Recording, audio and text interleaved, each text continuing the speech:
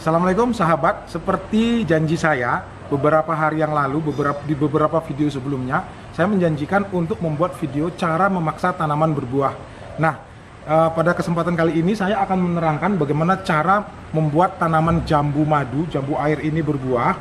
Tetapi sebenarnya cara ini aplikatif dan bisa diterapkan pada tanaman yang lain, misalnya tanaman mangga, tanaman alpukat, tanaman kelengkeng, dan tanaman-tanaman buah lainnya.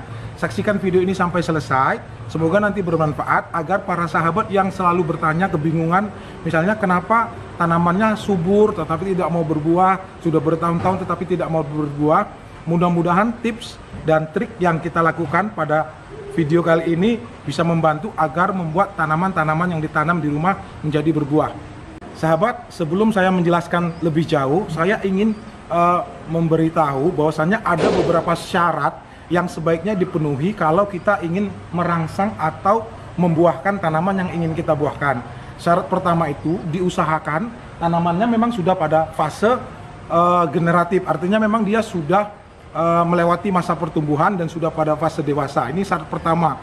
Jangan membuahkan tanaman yang masih belum waktunya memang berbuah gitu ya. Jadi pada tanaman-tanaman tabu lampot, misalnya jambu, sawo, dan yang lain-lain itu 1 atau 2 tahun ke atas itu biasanya sudah masuk ke fase generatif, dan kalau memang belum berbuah itu adalah saatnya untuk kita buahkan. Jangan 3 bulan sudah kita buahkan ya, kasihan, nanti pohonnya mungkin bisa berbuah tetapi rusak dan mati. Itu syarat pertama. Kemudian syarat yang kedua, pada waktu kita melakukan usaha membuahkan itu, kita harus perhatikan daun-daun tanaman itu, misalnya kelengkeng, mangga, jambu seperti ini, harus daunnya memang sudah tua semua.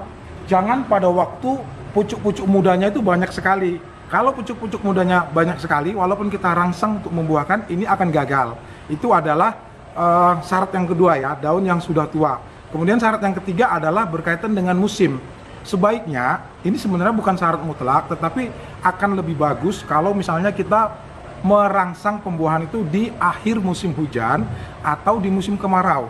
Karena kalau kita melakukan perangsangan pada musim hujan, maka air hujan yang lebat kalau tidak misalnya tertutup, dia unsur nitrogen di dalam air hujan itu akan menyuburkan daun-daunnya dan sulit untuk kita membuat muncul bunga dan buah. Atau kalaupun muncul buah dan bunga, kadang-kadang dia bisa rontok. Nah, ini adalah syarat yang ketiga. Nah, tentang prosesnya sendiri, ada beberapa proses yang bisa kita kerjakan untuk merangsang tanaman itu berbuah, mulai dari yang biasa sampai yang ekstrim. Nah, pada kesempatan kali ini saya ingin menjelaskan cara-cara yang biasa saja dulu sebenarnya, tetapi saya percaya cara-cara ini kalau kita lakukan secara konsisten akan membuat tanaman-tanaman buah, misalnya jambu, kemudian kelengkeng, mangga, alpukat, dan yang lain-lain itu nanti bisa berbuah. Tahap pertama adalah kita harus melakukan pemangkasan atau pengurangan jumlah daun. Ini penting karena tanaman yang terlalu subur, dia tidak akan bisa berbuah secara optimal. Nah, karena itu kita harus melakukan pemangkasan. Saya mohon maaf sekali sahabat, sebenarnya saya sudah membuat video pemangkasan pada tanaman jambu ini sekitar 3 bulan yang lalu. Karena memang jambu ini agak bandel, saya butuh 3 bulan untuk bisa dia berbuah. Usianya sudah 3 tahun tidak pernah berbuah. Ini diberi oleh orang tua saya, dikasih, kemudian saya bawa kemari, saya pangkas 3 bulan yang lalu. Tetapi video pemangkasannya hilang, tapi nggak apa-apa, saya akan jelaskan saja agar walaupun tidak saya sertakan video pemangkasan, sahabat bisa lihat. Nih sahabat, boleh lihat kemari. Ini adalah cabang utama. Pada awalnya, ini dari sini juga keluar cabang nih, sahabat bisa lihat, ini cabang, ini cabang. Ini saya potong, saya pertahankan cabang utama seperti ini. Kemudian ini ada cabang di sini, ada cabang di sini, cabang ini juga cabang di belakang.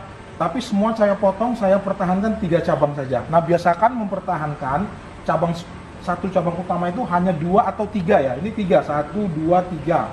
Kemudian masing-masing cabang sekunder ini dia boleh mencabangkan 2 atau 3. Misalnya ini kita cabangkan 2 ya. Ini kita cabangkan sini 2. Yang ini kita cabangkan 2. Nah, kalau muncul cabang-cabang seperti ini banyak sekali cabangnya. Kita harus harus tetap kita potong setiap hari.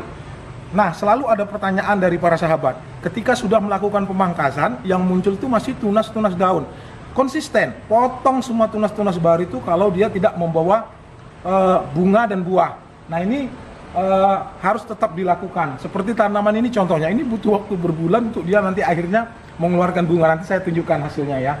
Nah, jadi artinya kita lakukan pemangkasan 1, 3, 9, 27 itu bisa ya. Jadi 1 mencabangkan 3, masing-masing ini mencabangkan 2 atau 3. Di ujung seperti ini juga. Nah, jadi kalau ada muncul tunas-tunas seperti ini bekas saya potong semua. Jadi ini tujuannya adalah selain nanti dia memudahkan untuk berbunga dan berbuah, dia juga membuat tanaman ini sangat sehat nantinya.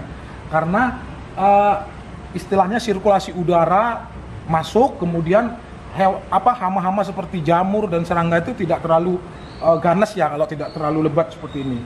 Itu adalah langkah pertama, yaitu kita melakukan pemangkasan. Kemudian langkah kedua diikuti dengan perlakuan stres air. Stres air ini adalah kita mengurangi asupan air pada tanaman.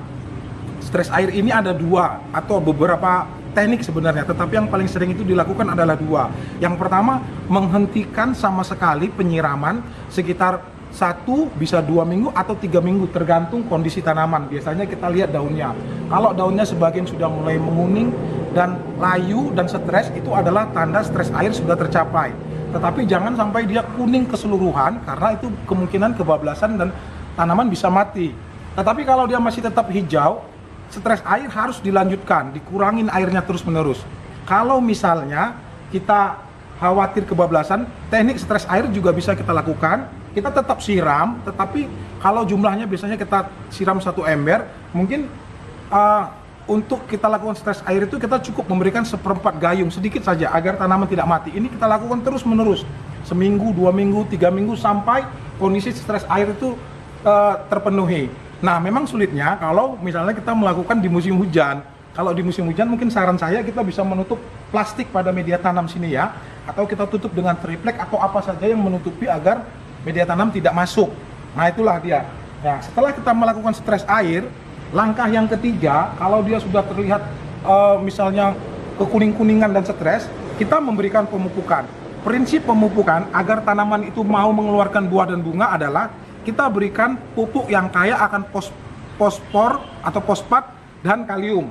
Pilihannya ada beberapa sahabat ya. Kalau kita mempunyai pupuk tunggal, kita bisa memberikan KCl dan TSP masing-masing 1 sendok, 1 sendok. Kita campur dengan 2 atau 3 liter air, kita siramkan ke tanaman. Atau kalau misalnya kita mau sistem tabur juga bisa, kita letakkan di pinggir-pinggir pot, kemudian kita timbun dengan media tanam. Ini kita berikan bisa 10 hari sekali atau 2 minggu sekali, TSP dan KCl. Tetapi kalau kita tidak punya TSP dan KCl, kita juga bisa memberikan gabungan antara MKP dan KNO3 ya, KNO3. Nah, sebenarnya kalaupun tanpa KNO3 ini, MKP saja pun sudah cukup sebenarnya. Karena MKP itu monokalium fosfat ini kandungan kalium dan fosfatnya sudah tinggi. Kita berikan 1 atau 2 sendok, bahkan 3 sendok kalau potnya besar ataupun pohonnya besar, 10 hari sekali atau 2 minggu sekali. Caranya sama, dicampur dengan air, dicocorkan di sekitar tanaman yang sudah dilakukan stres air tadi ya. Atau misalnya kita berikan di pinggir-pinggir tanaman, kita tabur, lalu kita lakukan penyiraman. Kalau misalnya tidak ada, kita juga bisa menggunakan NPK, pupuk majemuk yang tinggi kalium dan fosfor, yaitu NPK profesional, di mana nitrogennya rendah, fosfor dan kaliumnya tinggi ya. Ini kita berikan sama sekitar 1 atau 2 sendok, kita kocor dengan air, disiramkan, atau kita masukkan ke media tanam ini. Nah, ini kita lakukan berulang-ulang. Kalau dia masih munculnya tunas daun, potong semua, pertahankan. Misalnya tunas daun muncul, potong. Tunas daun, potong semua. Nah, kita jangan sayang-sayang, dibuang tunas daunnya. Sampai nanti pada akhirnya ini berulang-ulang kita lakukan pengurangan air. Setelah dia stres, disiram lagi dengan pupuk yang mengandung kalium dan fosfat. Terus-menerus, saya yakin tanaman sebandel apapun dia, baik itu jambu, mangga, kelengkeng, alpukat dan yang lain-lain, dia pasti nanti akan berbunga dan berbuah. Nah, ini sahabat bisa lihat, ini adalah bunga pertamanya setelah 3 tahun pohon ini. Bayangkan, kemarin ini rimbun luar biasa. Nah, ini juga sudah muncul tunas-tunas yang membawa bunga. Di sini juga susah menunjukkannya, tetapi nah ini kalau sahabat bisa lihat, ini juga ada ya, ini juga ada. Kemudian di sini mungkin sahabat bisa lihat. Nah, ini boleh dilihat secara dekat ini, dan ini juga di bagian belakangnya ada. Nah, kalau sudah muncul bunga-bunga seperti ini, nah penyiraman kita lakukan seperti biasa dan pemupukan kita berikan pemupukan pada fase generatif ya. Ada beberapa pendapat yang berbeda, saya tidak mengatakan saya paling benar, tetapi nanti boleh dicoba. Kalau kita sih pada waktu bunga keluar itu tetap kita berikan pemupukan tetapi tidak menggunakan pupuk yang mengandung nitrogen. Karena kalau dikasih yang nitrogen biasanya akan rontok. Nah, tetapi kalau pupuk yang mengandung fosfor, kalium, dan kalsium misalnya, justru bunga-bunganya akan tetap bertahan dan akan bagus, padat, besar sampai panennya nanti. Saya pikir mungkin itu saja yang bisa saya sampaikan tentang video bagaimana cara kita memaksa tanaman-tanaman yang males untuk berbuah ya. Nah, video tips dan trik ini yaitu misalnya tahapan-tahapan yang sudah saya jelaskan tadi itu bisa diaplikasikan ya sahabat pada tanaman-tanaman buah lainnya. Semoga bermanfaat karena semoga bermanfaat. Mohon maaf. Terima kasih sudah menyaksikan video ini sampai selesai. Mohon di-share video ini sebanyak-banyaknya kalau memang ada manfaat yang bisa diambil dari video tersebut. Dan terima kasih karena sudah menyaksikan. Dan oh ya, saya ingat sebenarnya janji saya akan membuatkan video memaksa tanaman kelengkeng untuk berbuah. Tetapi memang pada saat ini saya tidak mungkin membuat video tersebut karena untuk memaksa tanaman kelengkeng berbuah kita butuh musim yang kemarau. Nah sekarang ini hujan nggak pernah berhenti dari beberapa bulan kemarin ya. Jadi sahabat bersabar, tekan tombol subscribe dan tekan tanda lonceng agar tidak ketinggalan, karena pasti nanti saya akan buatkan bagaimana memaksa tanaman kelengkeng itu dengan potasium klorat ya. Ada suatu zat tertentu untuk memaksa tanaman tersebut berbuah, nanti bisa berbuah lebat walaupun sudah berpuluh-puluh tahun tidak berbuah. Terima kasih. Assalamualaikum warahmatullahi wabarakatuh.